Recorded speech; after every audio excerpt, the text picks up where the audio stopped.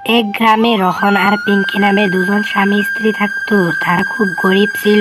একদিন পিঙ্কির দুটা সন্তান ও একটা ছেলে আর একটা মেয়ে। আরে রোহন বাবু, আপনার দুটা সন্তান হয়েছে, একটা ছেলে আর একটা মেয়ে। হাই রে, এ কি হলো? চমৎ বাচ্চা কেন হলো? আমি গরিব মানুষ, আমি দুটা বাচ্চাকে কিভাবে লালন পালন করব? তার মধ্যে মেয়ে হয়েছে। হে আল্লাহ, কি হবে? তারপর রোহান পিঙ্কি ঘুমে থেকে ওঠার আগে তার মেয়েকে নিয়ে সোজা একটা জঙ্গলের মাঝখানে চলে গেল। আরে মা, আমি জানি তোকে আমি তোর মার কাছে থেকে আলাদা করছি, কিন্তু আমার কি করার? আমি তো গরিব মানুষ, আমি তোকে কিভাবে খাওয়াবো, কিভাবে দুটা সন্তানকে লালন পালন করব? সেই জন্যে তোকে আমি এই জঙ্গলে নিয়ে আসতে বাধ্য হলাম। তোকে আমি এখন এখানে রেখে চলে যাব। রোহান এইসব কথা বলে তার মেয়েকে একটা গাছের নিচে রেখে চলে যায়। তার মেয়ে অনেক কাঁদছিল। বাচ্চাটার কান্না শুনে গাছে থাকা ডাইনি জেগে যায়। সঙ্গে সঙ্গে ডাইনি বলতে আরম্ভ করলো, কি রে কান্না করছে? কান্না করে আমার ঘুমটা ভেঙে দিল। দেখি কে কান্না করছে। আরে কি মজা, এটা দেখি বাচ্চা। আজকে তো আমার শিকার করতে অনেক মজা এসে গেল। আজকে কি মজা হবে, কি নরম নরম মাংস। শয়তান ডাইনির এইসব কথা শুনে সেইখানে দ্রুত একটা নাগিন ডাইনি চলে আসে। আর নাগিন ডাইনি শয়তান ডাইনিকে বলতে আরম্ভ করলো, এই শয়তান ডাইনি, তুই বাচ্চাকে কিছু করিস না। এই বাচ্চাটা অনেক অসহায়। এই বাচ্চাটাকে দিয়ে তোর কি মায়া লাগছে না? আমার কেন মানুষের প্রতি কোনো দয়া করে? আমি তো অনেকটা ডাইনি। আমার মানুষের মাংস এবং রক্ত হলেই আমার পেটটা ভরে যায়। নাগিন ডাইনি আর শয়তান ডাইনির মাঝখানে খুব লড়াই হয়। তারপরে নাগিন ডাইনি শয়তান ডাইনিকে হারিয়ে দেয়। নাগিন ডাইনি, তুই আমাকে হারিয়ে দিয়েছিস, তাতে কি হয়েছে? এত সহজে আমি হার মানবো না, আমি প্রতিশোধ নেবই। এই বলে সেই ডাইনিটা সেখান থেকে চলে যায়। ও বাচ্চাটা কি সুন্দর! বাচ্চাটাকে দেখে আমার মনটা অনেক ভালো লেগে গেল। আমি এখন বাচ্চাটাকে আমার সঙ্গে রাখবো। এই বাচ্চাটাকে আমি আজকে থেকে লালন পালন করব। বাচ্চাটা আমার অনেক ভালো লেগেছে। নাগিন ডাইনি এইসব কথা বলে সঙ্গে সঙ্গে সে নাগিন ডাইনি থেকে একটা মানুষের রূপে চলে আসে এবং সেই মেয়েটাকে লালন পালন করে আর মেয়েটা অনেক বড় হয়ে যায়। তারপর নাগিন ডাইনি সে বাচ্চাটার নাম রিয়া রাখে।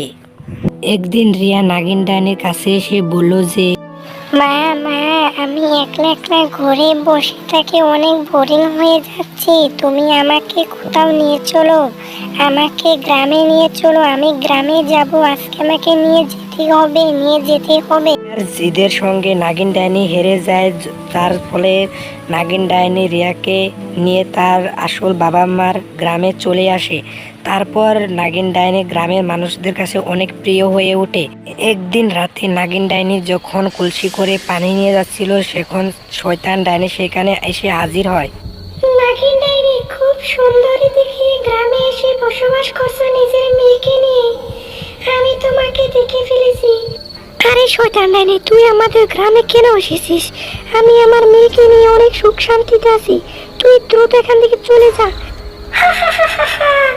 নাগিন ডাইনি, তুমি কি বলে গেছো তুমি যে একটা ডাইনি?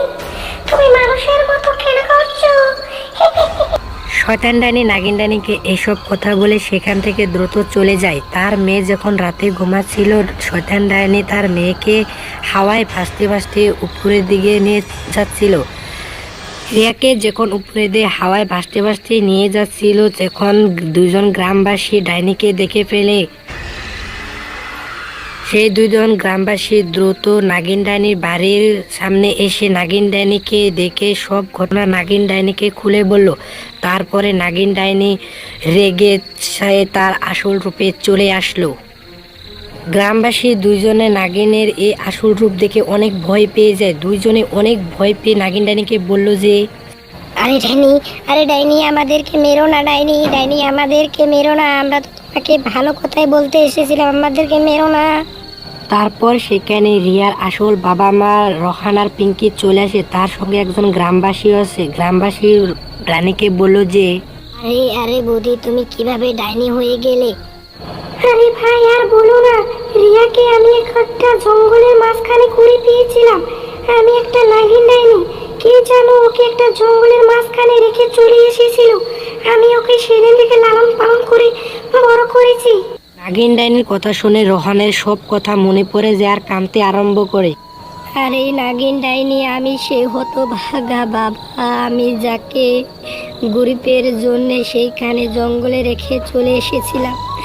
আমার অনেক গরিব মানুষ, আমি কিভাবে তাকে খাওয়াতাম, সেই জন্য সেইখানে আমি চলে এসেছিলাম।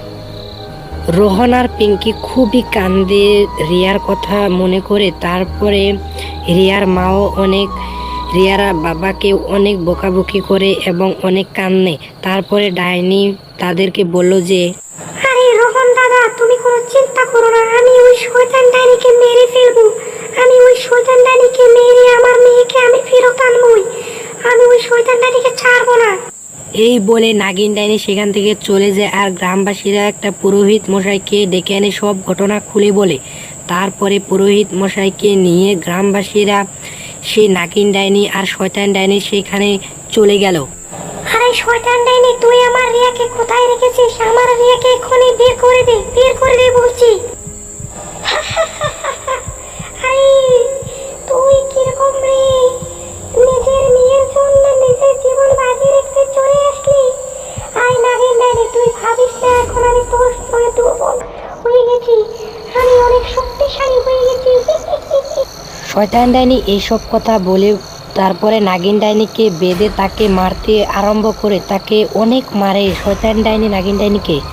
আর এই দিকে গ্রামবাসীরা পুরোহিত মশাইকে নিয়ে সে জঙ্গলের মাঝখানে চলে আসে। আর পুরোহিত মশাই কিছু মন্ত্র পড়ে এই শয়তান ডাইনির উপরে গঙ্গা জল ছিটিয়ে শয়তান ডাইনি সেখানে জ্বলতে আরম্ভ করলো।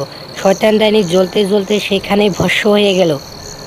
তারপর নাগিন ডাইনি রোহান আর পিঙ্কিকে রিয়াকে তাদের বাবা মার কাছে দিয়ে সেখান থেকে চলে যায়।